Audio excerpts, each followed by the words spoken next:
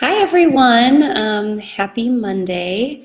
My name is Kaleigh Cornelison, and I am coming to you live from Los Angeles on this Monday evening.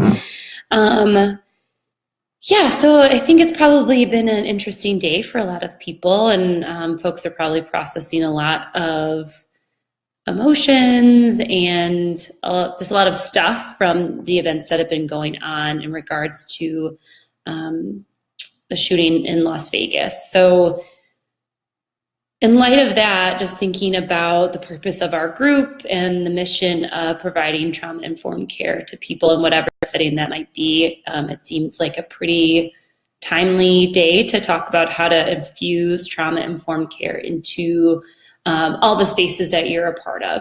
I'm going to speak tonight specifically about youth serving spaces because that's really more of my specialty, but I think that a lot of the suggestions that I'm going to give can really be relevant to other areas of practice as well.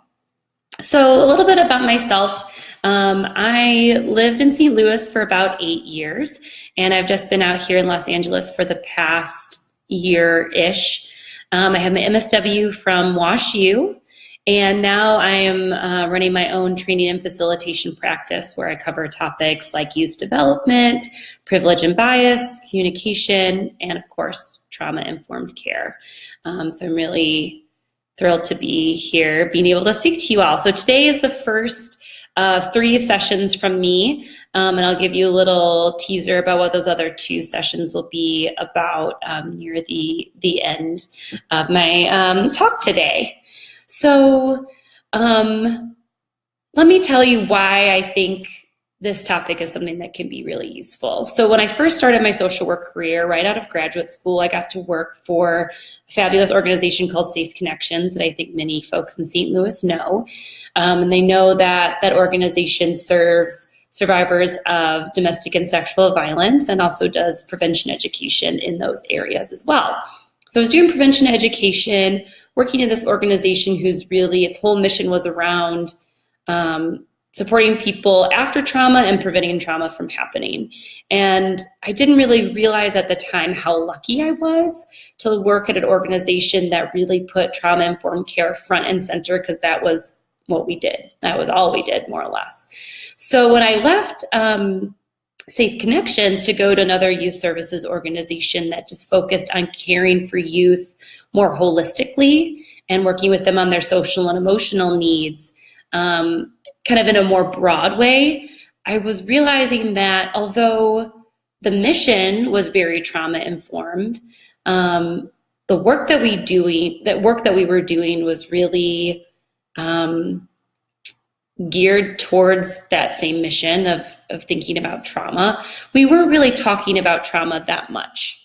And we weren't really talking also about how trauma affected us as staff, that vicarious trauma piece as well, which is what my second talk will be about. So as someone who had worked in that field prior to, I thought it was took it upon myself to try to infuse some of that trauma-informed care into those youth serving spaces. And that particular program was based in a school. And the school also wasn't really on top of its trauma-informed practices, even knowledge of trauma-informed care. So that's really where today's topic is coming from, is my experience of how to communicate those trauma-informed pieces that we all kind of live and breathe every day into a space with other folks who maybe aren't as familiar with it, now to give them some really digestible pieces that can help them to understand trauma-informed care, maybe not as deeply as those of us who are a therapist or who have really worked in that area do, but at least enough to start adding that in to some of their work with youth. And I think, like I said, this can really apply to a lot of different settings, but youth is my specialty, so I'm gonna focus on that tonight. So the very first thing that I would say is if you're that person who gets it, in the youth serving organization that you're in, or the school that you're in, or wherever you are, the first thing that I would say to communicate this to your colleagues who aren't as trauma informed is to define trauma broadly. Because my experience has been when I'm doing training on trauma or trauma-informed care, that people tend to think of trauma as domestic violence. They think of it as rape or sexual assault. They think of it as trauma from fighting in a war, but they may not see trauma as discrimination based on race, class, gender, sexual orientation. They might not think of it as neglect. They might not think of it as surviving a natural disaster. They might not think of it as living in a community where there's community violence happening on a regular basis. So that would be the first thing that I would suggest, would be to define trauma broadly. And the definition that I like to use is witnessing or experiencing a situation that is emotionally or physically painful or distressing. And you can see how that's pretty broad, and for maybe some of the rest of the work that we do, like maybe in therapy or in other spaces, that definition might not be the one that we would use in that space. But this is for the purpose of trying to explain trauma-informed care to people who don't necessarily understand it already. So I would recommend use that broad definition, have that conversation about how youth who've experienced emotional abuse from a parent can have affect trauma, how institutional oppression can impact people and have them suffering some of the effects of trauma. And we could get deeper into all of those different areas. And if you're interested in hearing a little bit more about some of that systematic or institutional oppression stuff, I'm happy to talk more about that. You can message me, but that would be the first piece. Explain trauma as a wide umbrella. The second piece that I would say is explain the impact of trauma on the population that you're working with.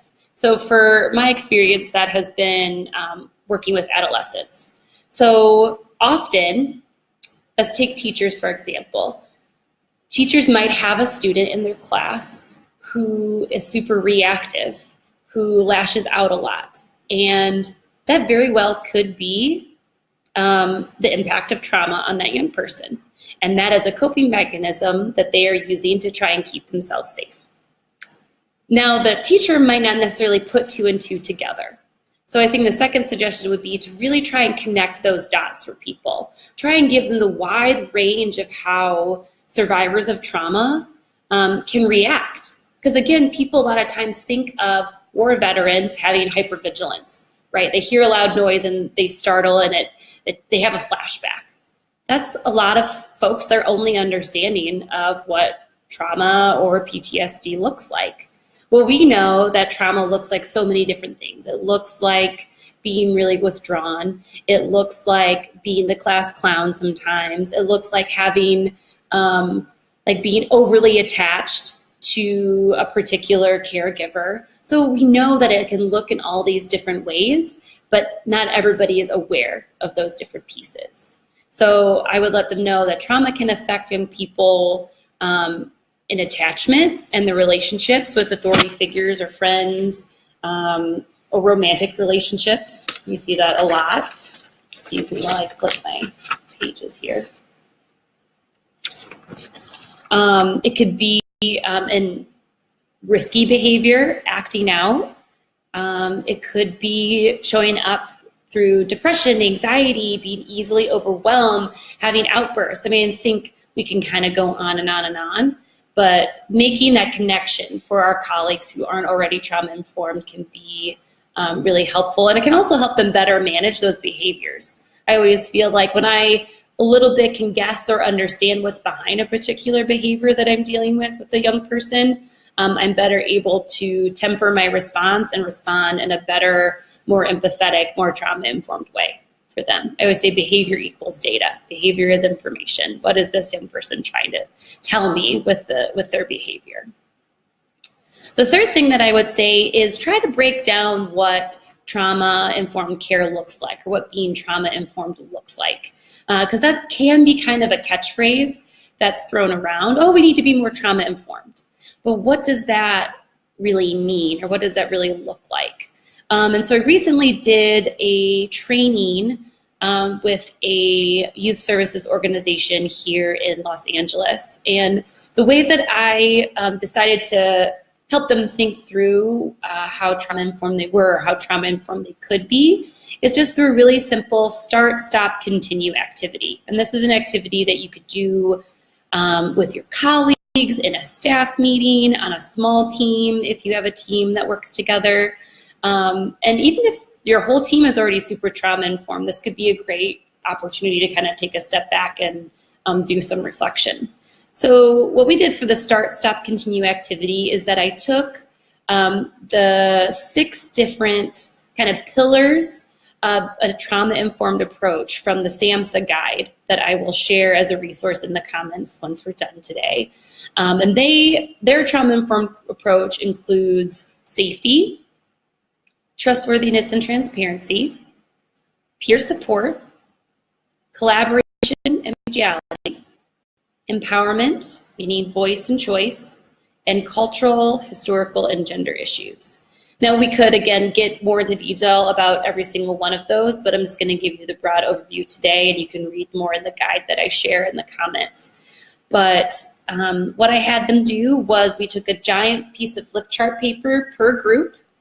They looked at the definition of each one of those pillars, and they said, okay, what are we doing in our organization now that we need to start doing to be trauma-informed in this way?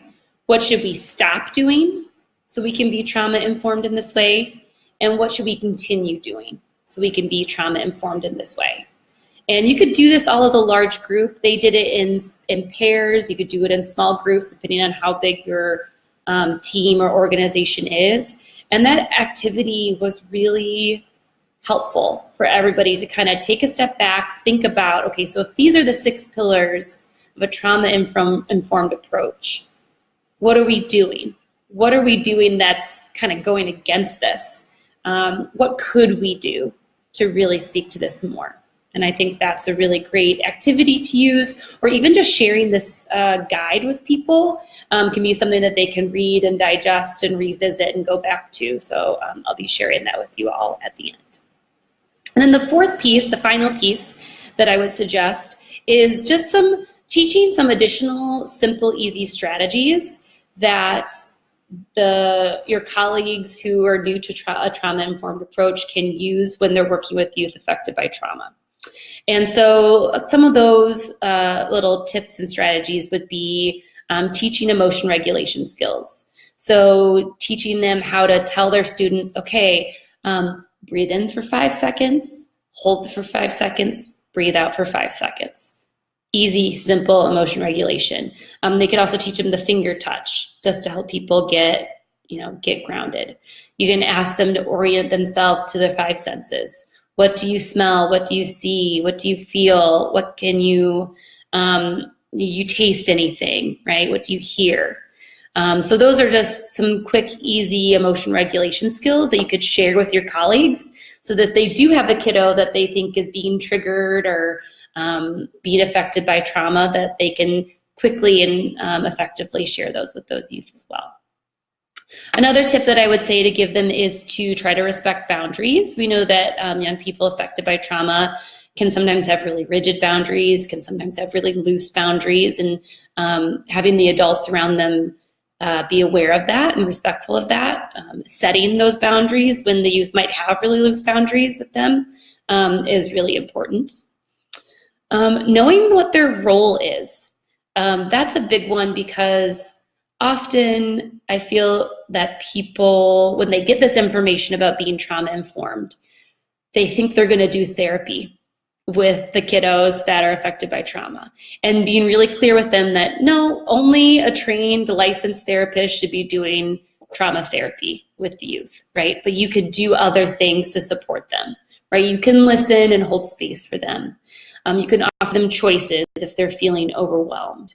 You can listen to their story and then refer them to someone who is really well-versed in this, who's licensed in this, and having a list of resources, which we're compiling all the time with this group that we have here. Teaching them to be aware of triggers. we can't know every single trigger of every single kiddo, but there's some more common ones that, they might be aware of. And just, again, practicing empathy, right? Trying to put yourself in that young person's shoes, trying to understand a little bit about where they're coming from. So those are a couple of additional strategies or suggestions that you could share with your colleagues so that they can really practice a more trauma-informed approach. So those are the big 4 pieces that I would say. Define trauma broadly. Talk about how trauma can affect youth or whatever population that you're working with. Break down what being trauma-informed looks like and how you can practice it. And number 4 was sharing some additional strategies and suggestions, simple, easy, digestible stuff. So I wanted to keep it short today because I know that my attention span isn't always great. So I'm just going to leave you all with those little pieces, and I will share with you in the comments the SAMHSA guide on a trauma-informed approach.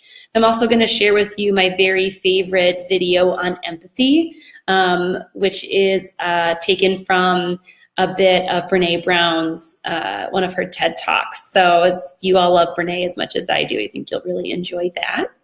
Many of you have probably seen it before, but it doesn't hurt to share it again. So next Monday, which is October 9th, I'm going to be talking about warning signs of burnout, compassion fatigue, and trauma exposure response. That's all kind of a mouthful, but basically warning signs of burnout. We're going to talk about that next Monday because in addition to trying to inform our colleagues about being trauma-informed and having a trauma-informed approach, we might also be the one who needs to support them in how to take care of themselves when they're working with kiddos who are affected by that or any type of population. And then the session on October 16th is going to be strategies for confronting and addressing that burnout or that compassion fatigue. So next week, we're going to start with the warning signs, and then the week after that, we're going to go into the strategies to address it. So I hope that folks got something out of the talk today, and I'm also going to leave a link to my website where all my contact information is, and you can also message me on Facebook if you'd like, but I look forward to being with you again next Monday. Cheers.